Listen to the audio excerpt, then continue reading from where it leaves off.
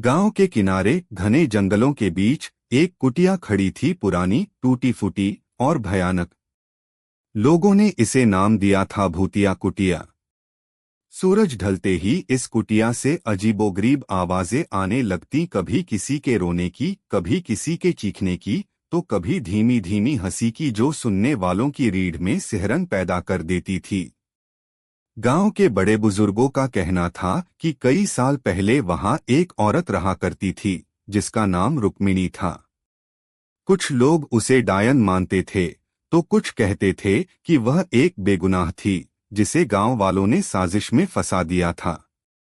लेकिन एक रात वह रहस्यमय तरीके से गायब हो गई, और तभी से उस कुटिया में अजीब घटनाएं होने लगीं।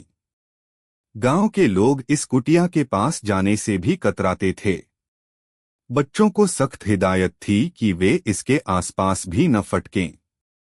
रात के समय गांव में एक अजीब सा सन्नाटा छा जाता था। जब भी कोई हिम्मत करके कुटिया के अंदर गया, वह या तो पागल होकर लौटा या फिर हमेशा के लिए लापता हो गया। गांव के बुजुर्ग रामू काका ने कई बार बताया था कि उन्होंने अपनी आंखों से वहां एक सफेद साया देखा है, जो कभी रोता तो कभी गुस्से में कुछ फेंकने लगता। लेकिन गांव के युवा इसे बस एक अफवाह मानते थे। विनय गांव का एक बहादुर युवक था, जिसे इन अंधविश्वासों पर यकीन नहीं था। उसने कई बार सुना था कि कुटिया में कोई भूत रहता है, लेकिन उसे लगा कि यह सब झूठ है। एक दिन उसने अपने दोस्तों से कहा, अगर यह सब सच होता तो अब तक कोई ठोस सबूत मिलता। मैं इस रहस्य को सुलझा कर रहूंगा। गांव वालों ने उसे रोकने की बहुत कोशिश की, लेकिन विनय ने ठान लिया था कि वह उस कुटिया में जाकर सब सच पता करेगा। रात के ठीक 12 बजे विनय हाथ में टॉर्च और एक लाठी लेकर कुटिया की ओर बढ़ा। हवा बहुत तेज चल रही थी। चारों ओर पेड़ अजीब तरह से झूम रहे थे। जैसे ही वह कुटिया के पास पहुंचा, उसे लगा कि कोई उसे देख रहा है। कुटिया का दरवाजा जर्जर हालत में था। हल्के से धक्का देते ही वह चरमराता हुआ खुल गया। अंदर घुसते ही एक अजीब ठंडक महसूस हुई। चारों ओर धूल जमी थी, मकड़ियों के जाले लटके हुए थे, और एक कोने में एक पुराना संदूक रखा था।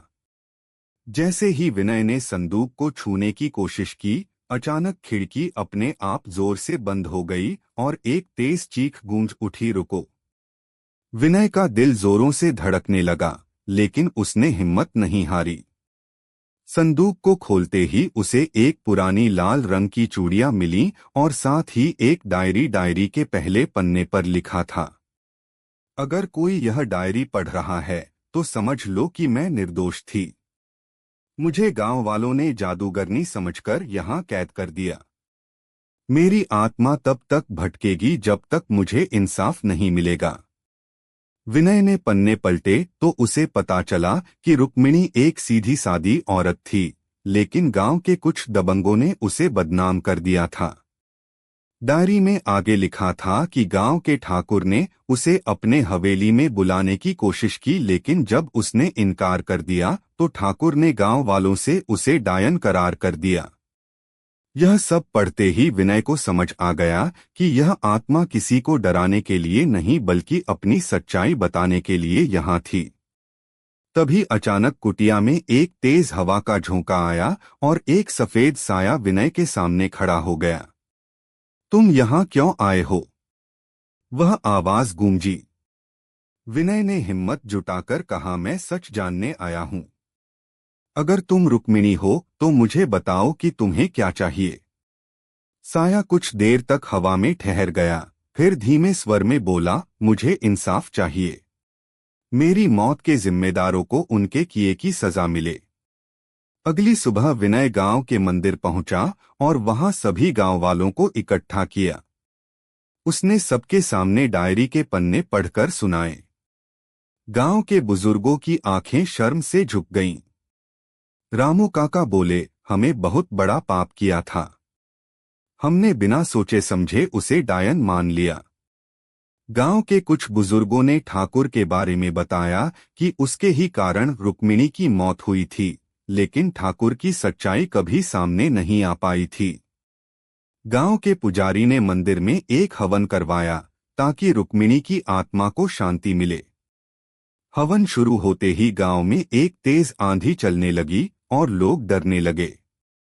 लेकिन तभी एक हल्की सी घंटियों की आवाज आई और मंदिर में जल रही अग्नि शांत हो गई। गांव वालों ने महसूस किया कि कुटिया से निकलने वाली अजीबोगरीब आवाजें बंद हो चुकी थीं। विनय को लगा जैसे कोई कह रहा हो, अब मैं आजाद हूं। कुछ साल बाद गांव वालों ने उस कुटिया की जगह एक मंदिर बना दिया और उसकी देखभाल करने लगे। अब वह जगह डरावनी नहीं थी, बल्कि श्रद्धा का प्रतीक बन गई थी। गांव वालों ने यह भी कसम खाई कि वे अब किसी को भी बिना सबूत दोषी नहीं ठहराएंगे। यह कहानी हमें सिखाती है कि अंधविश्वास और झूठे इल्जाम किसी की जिंदगी बर्बाद कर सकते हैं। हमें हर चीज को तर्क और समझदारी से देखना चाहिए, न कि डर और अज्ञानता से।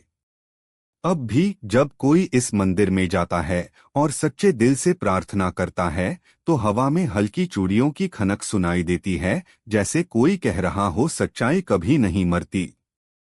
ऐसी ही और वीडियो देखने के लिए लाइक एंड चैनल को सब्सक्राइब करें।